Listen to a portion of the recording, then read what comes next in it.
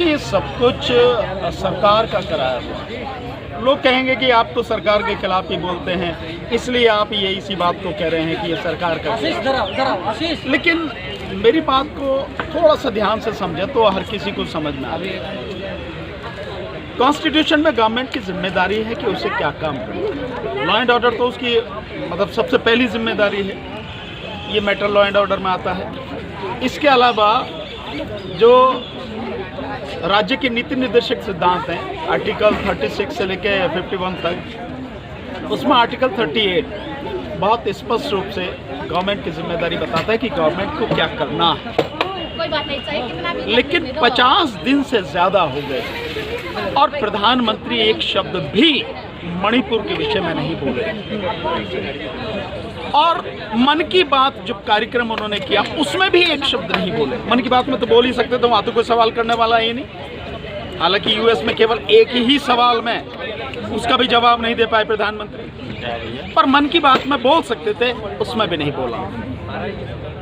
और प्रधानमंत्री जरा उस दौर को याद करें कि जब चुनाव के दौरान उन्होंने कहा था कि दिल्ली मणिपुर से दूर है, लेकिन इस चुनाव में अगर बीजेपी जीत जाती है तो दिल्ली को पूरी को मैं यहाँ लाकर मणिपुर में खड़ा कर दूंगा, दिल्ली की सरकार को यहाँ लाकर खड़ा कर दूंगा। आज 50 दिन हो गए, मणिपुर में हमारे भारत के लोग जो हैं, हमारे देशवासी जो हैं, वो मर रहे हैं। 250 से ज़्यादा चर्च जला दिए गए हैं, मंदिर भी जलाए गए हैं,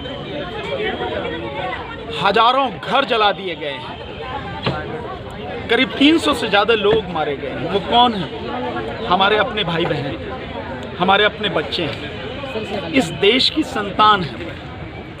क्या प्रधानमंत्री के पास 5 मिनट का समय नहीं है बोलने के लिए?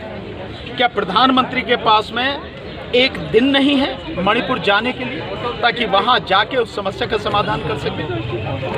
और कोई भी इस बात को कैसे गले उतार लेगा कि इसमें सरकार शामिल नहीं है, कि वहां पर जो हथियार हैं लोगों के पास, जो बीजेपी समर्थित लोग हैं, जो आरएसएस के लोग हैं, उनके पास जो हथियार हैं, पुलिस के हथियार हैं, प्रशासन से छीने गए हथियार, कहां से आ रहे हैं? छीने गए हैं, दिए गए हैं, या फैसिलिटी उन्हें प्रोवाइड कराई गई कि छीन लो, ले जाओ इसको, ताकि ऐसे लगे छीन लिए हैं। नाम जो सामने आ रहे हैं सबको मालूम है, राम माधव का नाम सामने आ रहा है, असम के मुख्यमंत्री हेमंत विश्व शर्मा का नाम सामने आ रहा है, मुख्यमंत्री बीरेंद्र सिंह तो है ही, प्रधानमंत्री, गृहमंत्री जाते हैं, उनके पहले भी हिंसा होती है, लोग मारे जाते हैं। गृहमंत्री वहां होते हैं, उस समय भी हिंसा होती है, और गृहमंत्री के आने के बाद भी लगातार हिंसा हो रही है। क्या कर रही है सरकार? सरकार आखिर कर क्या रही है? तो बहुत स्पष्ट है, ये सब कुछ मोदी सरकार का कराया हुआ नरसंहार है। मैं इसको नरसंहार ही बोलूँगा। चाहे वो कुकी हों, चाहे नागा हों, चाहे मैतेई हों, वो सारे भारतीय हैं, हमारे अपने भाई हैं। वो अगर किसी की भी जान जा रही है, किसी वजह से भी जा रही है, उसको रोकना, लॉ एंड ऑर्डर को बिल्कुल दुरुस्त करना सरकार की जिम्मेदारी है। शांति बनाना सरकार की जिम्मेदारी है। सरकार के पास सब कुछ है, पैरामिलिट्री फोर्सेज है, 65,000 फोर्सेज वहाँ पे पड़ी भी हैं। क्या कर रही हैं 65,000 फोर्सेज? मात्र आबादी 35 लाख आबादी है मणिपुर की, उस सब के बावजूद भी सरकार कुछ कंट्रोल नहीं कर पा रही। कोई इस बात का यकीन करेगा कि इसमें सरकार का हाथ नहीं है? मैं बिल्कुल स्पष्ट रूप से कहूँगा कि सरकार को, और सरकार को ये सलाह दूंगा और चेतावनी भी दूंगा कि समय रहते न केवल मणिपुर को बचाओ, इस देश को भी बचाओ। ये देश तुम्हारी करतूतों से बहुत बुरी स्थिति में पहुंच गया। सरकार को सोचना चाहिए, और सोचना नहीं, काम करना चाहिए, ताकि मणिपुर में शांति व्यवस्था बहाल। सर, कई लोग ऐसे भी देख रहे हैं इसको कि 2024 के जो चुनाव है उसकी पटकथा लिखी जा रही है, कैसे देखते हैं इसको? बिल्कुल हो सकता है, अगर सरकार बोल नहीं रही है, और जिस तरह से वो धर्म के नाम पर, संप्रदाय के नाम पर लड़ाती है, कत्लेआम करवाती है। आप उत्तराखंड का उदाहरण तो भूले नहीं होंगे, किस तरह से मुस्लिम समाज के लोगों की दुकानों को, घरों को बाकायदा निशान लगाया गया, उन्हें निशाना बनाया गया और उन्हें वहां से भगाया गया। किसकी सरकार है उत्तराखंड में? बीजेपी की सरकार। मणिपुर में किसकी सरकार है? बीजेपी की सरकार, ये प्रधानमंत्री नरेंद्र मोदी के बनाए हुए लोग हैं। जो वहाँ पे उत्तराखंड में जो मुख्यमंत्री कौन, हारने के बावजूद भी अगर उसको बनाया है तो किसने बनाया? मोदी ने बनाया। मोदी जी तो अपने ही लोगों को नहीं बचा पा रहे, उनके मंत्री और जो तमाम लोग हैं वो हाथ खड़े कर चुके। देखिए, मोदी की तरफ से चाहे कोई कितना ही भी सगा उसका हो, उससे मोदी के मतलब उसके मरने पे मोदी को कोई फर्क नहीं पड़ता। मोदी की सत्ता और भविष्य में जो 2024 का चुनाव है उसमें वापस वो सत्ता में आ जाए, ये सब कुछ बरकरार रहना चाहिए। मोदी का केवल इतना ही मकसद है, इसके अलावा कुछ नहीं है। पूरा देश तबाह हो जाए उससे कोई फर्क नहीं पड़ता,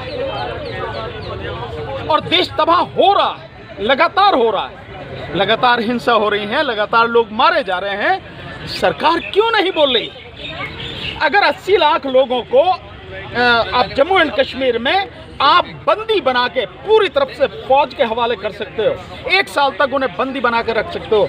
मणिपुर में तो 35 लाख लोग ही हैं, केवल इतनी सी आबादी, जरा सा है, 2 ही तो वहाँ से MP आते हैं, 60 MLA, छोटा सा स्टेट है। क्यों नहीं कंट्रोल कर सकते? आप अगर कंट्रोल करना चाहें तो, सरकार कंट्रोल करना चाहे तो, लेकिन जब राम माधव जैसे जो RSS से निकल के बीजेपी में आया और गृह मंत्री, प्रधानमंत्री और मुख्यमंत्री, 2-2 स्टेट के मुख्यमंत्री जब इसमें इन्वॉल्व हैं हिंसा कराने में, तो हिंसा रुकेगी कैसे? ठीक है, कम्युनिटीज है वो नहीं समझ रही हैं सर, क्या कहना चाहेंगे उन कम्युनिटीज को? कौन समझाने वाला है? कोई समझा रहा है क्या? समझाने के लिए कोई प्रयास किया गया? कोई शांति समिति बनाई गई क्या? भाई दोनों तरफ के, ऐसा नहीं है, दोनों तरफ के लोग ठीक है, आज आमने सामने घृणा नजर आ रही है, लेकिन इन्हीं सब में दोनों तरफ से आप देखेंगे तो ऐसे लोग हैं जो किसी कीमत पर हिंसा नहीं चाहते। मैं मैतेई लोगों से भी मिला हूँ, वहाँ से भी कई लोगों का डेलीगेशन आया, वो भी प्रधानमंत्री से मिलना चाहते थे। 60-70 महिलाएं आई, स्पेशली महिलाएं आई, वो मिलना चाहती थी, समय नहीं दिया प्रधानमंत्री मिलने का। और आप देख रहे हैं कि जो 10 विपक्षी दल हैं वो भी मिलना चाह रहे हैं, प्रधानमंत्री से समय लेने का प्रयास कर रहे हैं। अभी तक प्रधानमंत्री समय नहीं दिया। क्यों नहीं समय दिया? क्या दिक्कत है प्रधानमंत्री को? ऐसा क्या काम करे प्रधानमंत्री? विदेश दौरे पे है प्रधानमंत्री। विदेश दौरे पे तो अब गए 21 तारीख से, 21 से 24, वो आज खत्म हो जाएगा, कल यहीं होंगे प्रधानमंत्री। इससे पहले क्या था? इससे पहले समय नहीं था मन की बात करने के लिए। अगर प्रधानमंत्री के पास समय है तो और जो जरूरी काम है, मन की बात से ज्यादा जरूरी काम है ना, मणिपुर की हिंसा रोकना, वहां पर खून खराबा रोकना, लोगों में विश्वास जगाना, शांति व्यवस्था बहाल करना, प्रशासन को बहाल करना, किसकी जिम्मेदारी है? तो गृह मंत्री जो अभी विपक्षी दलों की मीटिंग कर रही हैं, मतलब मणिपुर के इशू पर आज मीटिंग है उनकी, किन की है मुझे तो पता नहीं। विपक्षी दलों की मीटिंग कौन से विपक्षी दल कौन से हैं? जो यहाँ की विपक्षी दल हैं या मणिपुर वाले विपक्षी दल हैं? तो उनसे मीटिंग करने से क्या होगा? विपक्षी दल तो पहले से कह रहे हैं हिंसा तुम करा रहे हो, तो उनसे मीटिंग करने के बजाय सरकार को जो कदम उठाने चाहिए वो कदम उठाए सरकार, वो जरूरी है, और वो कदम सख्ती से। लेकिन जब सरकार ही हिंसा कराने पर तुली हो तो उसे रोकेगा कौन? सर, एंटी कन्वर्शन बिल के बारे में 2 शब्द बताइए। देखिए, ये बिल्कुल गैर संवैधानिक है। संविधान में इस तरह की कोई व्यवस्था नहीं है।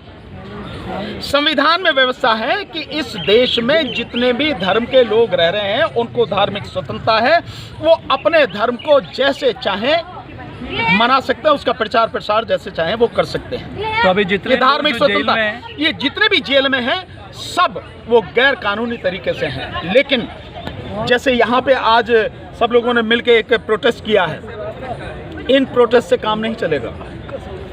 प्रोटेस्ट करने पड़ेंगे बड़े, और सभी को शामिल होना पड़ेगा, और उसमें सभी मुद्दे जो हैं इकट्ठे लेने पड़ेंगे। वो ये कन्वर्जन का जो बिल, जहाँ भी बीजेपी के जो गवर्नमेंट हैं स्टेट्स में, वहाँ जो ला रहे हैं उनके खिलाफ भी लेना पड़ेगा। मणिपुर की समस्या लेनी पड़ेगी, उत्तराखंड की भी समस्या लेनी पड़ेगी। ये लव जिहाद के नाम पे जिस तरह की गंदगी पूरी फैलाई जा रही है, लोगों को मारा जा रहा है, घृणा फैलाई जा रही है, ये सब लेना पड़ेगा। बेरोजगारी का मुद्दा भी लेना पड़ेगा, सुरक्षा का मुद्दा भी लेना पड़ेगा। सारे जो किसानों के इशू हैं और जो अपने मजदूरों के इशू हैं, इन सबको इकट्ठा करना पड़ेगा और सभी को इकट्ठा होना पड़ेगा। पूरे देश में आंदोलन करना पड़ेगा। मैंने जो यहीं पे प्रोटेस्ट हो रहा था जब महिला पहलवानों का, मैंने उसमें ये बात कही थी कि सबको इकट्ठा होना पड़ेगा। कहीं भी कोई भी संगठन है, कोई भी ऑर्गेनाइजेशन है, सोशल है, पॉलिटिकल है, जो भी लोग, सबको आना पड़ेगा और सबको पूरे देश में आंदोलन करना पड़ेगा। ज़रूरी नहीं सारे आके दिल्ली में आंदोलन करें। अगर कोई यूपी में है, जहाँ भी है, जिस जिले में, वहाँ आंदोलन करो सारे मिलके। क्या आने की ज़रूरत है यहाँ सबको आने की? यह सब वहाँ से आ भी नहीं पाएंगे। तो जो यूपी में है वहाँ आंदोलन करे, जो मध्य प्रदेश में वहाँ करे, जो आपके जो वहाँ पे है मणिपुर में है वहाँ आंदोलन करें, जो असम में वहाँ आंदोलन करें, राजस्थान वाले वहाँ करें, उड़ीसा वाले वहाँ करें, केरल वाले वहाँ करें, कर्नाटक वाले वहाँ करें, अलग अलग स्टेट्स में, हिमाचल वाले वहाँ करें, पंजाब, हरियाणा, अलग अलग स्टेट में सभी को करना पड़ेगा। पूरे देश में जन आंदोलन खड़ा करना पड़ेगा।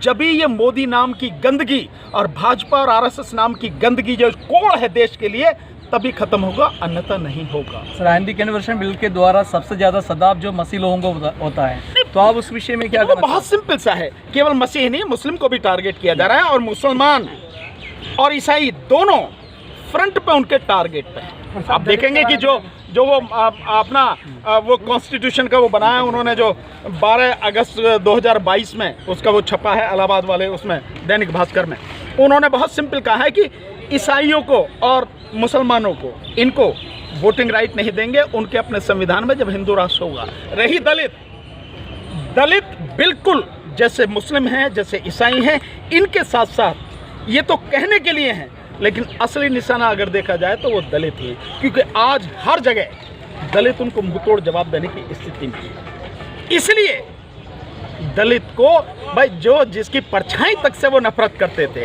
आज वो कंधे से कंधा मिला के उनके सामने सीना तान के खड़ा है। हर स्तर पर उनको जवाब दे रहा है, चाहे एजुकेशन के क्षेत्र में हो, चाहे मेडिकल के क्षेत्र में हो, चाहे आपके जो पॉलिटिकल क्षेत्र में हो। सत्ता उसने हासिल कर ली, सत्ता करके दिखाई है, और किस तरह से सत्ता होती है ये भी करके दिखाई है। तो सब हैं, तो चाहे दलित हो, चाहे ईसाई हो, चाहे मुस्लिम हो, चाहे सिख हो, किसी को छोड़ने वाले नहीं हैं। सिखों का नंबर बाद में आएगा, ध्यान रखना बस, क्योंकि बहुत ज़्यादा मार्शल कौम है, इसलिए उसको बाद में।